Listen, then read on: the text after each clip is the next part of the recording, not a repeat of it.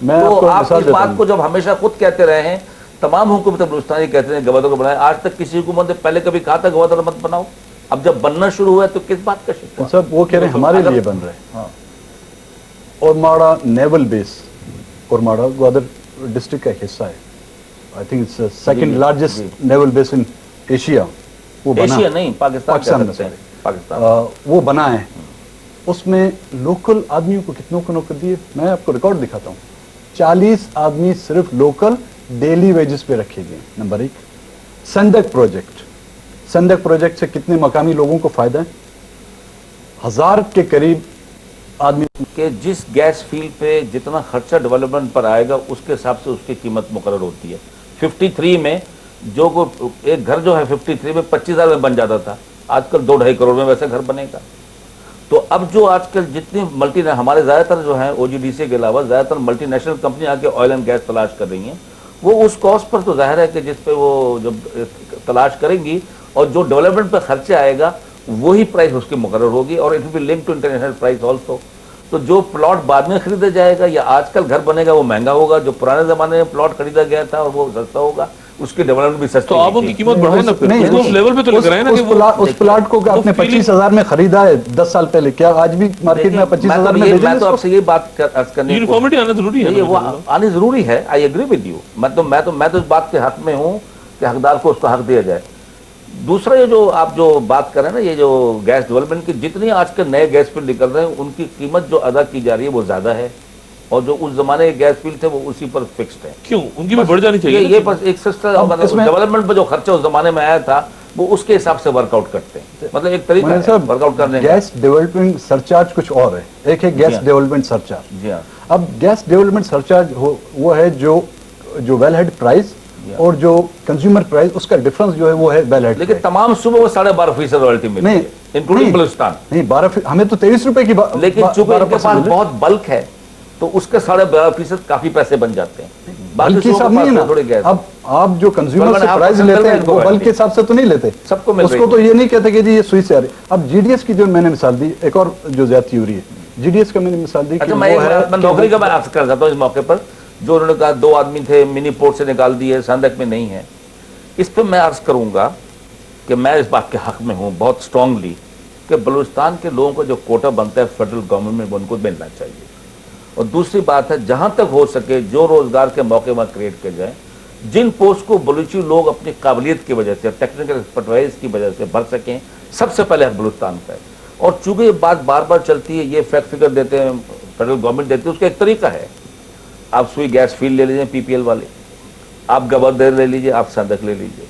ایک کمیٹی بنائی جائے جس پر سب کو اعتبار ہو، قوم پرستوں کو بھی ہو، بلوچستان کے لیڈروں کو اور فیڈرل گورنمنٹ، سب اتفاق کر جائیں آربیٹریشن پہ. ہاں بھائی یہ آدمی اچھے کریکٹر کے ہیں اور انصاف پسند ہیں، یہ جائیں گے اور اس پروجیکٹ پہ ٹاپ آدمی سے لے کے نیچے آدمی تک دیکھیں گے کس کی کیا ڈومیسائل ہے، اس کی کیا مادری زبان ہے، وہ کہاں کا آدمی ہے. یہ گوادر میں بھی ایکسائز ہو، یہ سوئی کے اندر بھی ایکسائز ہو، یہ سندک میں بھی ایکسائز ہو، یہ بلوچستان یونیورسٹی میں بھی ہو. ٹھیک ہے بہتر. ہاں نمبر ایک بات کہنا ہے. ایک بات تو دوسری بات میں اور عرض کرنا چاہتا ہوں. اب آپ کہیں گے PPL کو میں نے بہت کم ہے، اس کمیٹی میں تھا بلوچستان کی پیٹرولیم منسٹر کے ساتھ اور گورنر بلوچستان کے ساتھ. ہم نے کہا بھائی کیوں نہیں ان کے آدمی لیتے ہو پالیٹیکنک کراچی سے؟ انہوں نے کہا جی پالیٹیکنک جس کو ڈپلوما بولتے ہیں مجھ کو انجینئر کی نوکری دو. انہوں نے کہا جی اس کی ٹریننگ نہیں ہے، اس کو بولتے ہیں تمہیں ٹریننگ کے کراچی جانا، بولتے ہیں نہیں جی میں تو یہاں. اس چیز کو بھی یہ کر سکتے ایک ٹیکنیکل کمیٹی بنے جس پہ سب کو اعتبار ہو، وہ سب کا ٹیسٹ لے اور دیکھے کون کتنے پانی میں. میں نے آپ سے تھوڑی دیر پہلے بات کی تھی سرداری نظام، تو انصاف ہو جائے گا. لوگ ایک تاثر یہ ہے کہ اس سرداری نظام کی وجہ سے لوگوں کا ذہن، ان کی قابلیت، ان کی تعلیم، ان کی ترقی اس نہج پہ نہیں پہنچ سکی جہاں وہ جا کے ایک خاص لیول کی جابز کے لیے کمپیٹ کر سکیں. اور اس میں ایک بڑا الزام سرداری نظام پہ لگتا ہے. تو یہ نظام آپ نہیں سمجھتے کہ کہتے ہیں کہ جی اسکول نہیں کھولنے دیتے اپنے علاقوں میں، کالج نہیں بننے دیتے اپنے علاقوں میں، بچوں کو پڑھنے نہیں دیتے. کون سا ایسا علاقہ ہے؟ حکومت ہمیں ایک مثال دے کہ حکومت نے وہاں پر کالج کھولنا چاہا اور کسی سردار نے اس کی مخالفت کی. دے ہمیں مثال، کوئی ایک مثال نہیں ملے گی. اسکول ہر سردار کے گھر کے، ہم نے خود مفت میں اپنی زمین اسکولوں کے لیے دی.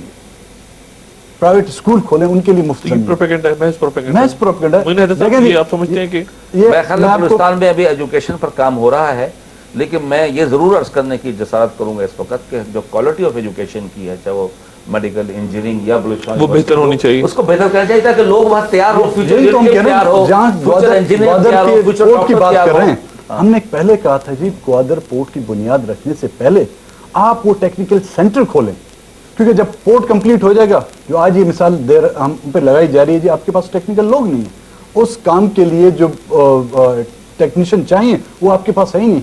जब आपका पोर्ट कंप्लीट हो जाता, कम से कम 5 साल लगते, उसको 10 साल लगते, तब तक हमारी एक लॉर्ड स्किल्ड लेबर की जो है वो तैयार हो जाती है। वो करनी हो रही है, मतलब बहुत से ऑलरेडी पॉलिटेक्निक कॉलेजेस हैं, अब जहां तक वहां पर हो रही है, वो हुकूमतों लोग का इस्तेमाल ताल्लुक है, करेंगे। चीफ मिनिस्टर चाहे मैं रहा हूं, मेरे बाद कोई रहा है, मुझसे पहले रहा है, बात चीफ मिनिस्टरशिप की नहीं है, असल में बात है इख्तियारातों की। आया उन सूबों को, उन चीफ मिनिस्टरों को ये इख्तियारात दिए जा रहे हैं? आज जिस जो रोना हम लोग रो रहे हैं, देखें आपने कॉम्परस सिंध में भी देखे होंगे, चाहे कमज़ोर ताकत में उनकी तादाद है या ज़्यादा हैं, सुबह सरहद में होंगे, बलूचिस्तान में होंगे, वो चीखते हैं अपने लोगों की मसाइल के लिए, अपने लोगों के हक़। ये आवाज़ एक सूबे से क्यों नहीं उठती? पंजाब से क्यों नहीं उठती? क्यों नहीं उठती वहाँ से? ये सिर्फ इन सूबों से उठती, या इन इलाकों के लोग वाकई पागल हैं, या इनके साथ हकीकत में कोई ज्यादती हो रही है जिसका वो रोना रो रहे हैं?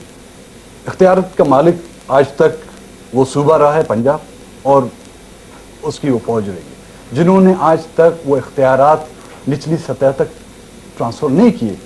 एक शोशा छोड़ा गया था, बदकिस्मत ये रही डॉक्टर साहब कि हर आने वाला इक़्तिदार में उसने यही कहा जी सूबों के साथ ज्यादती हुई।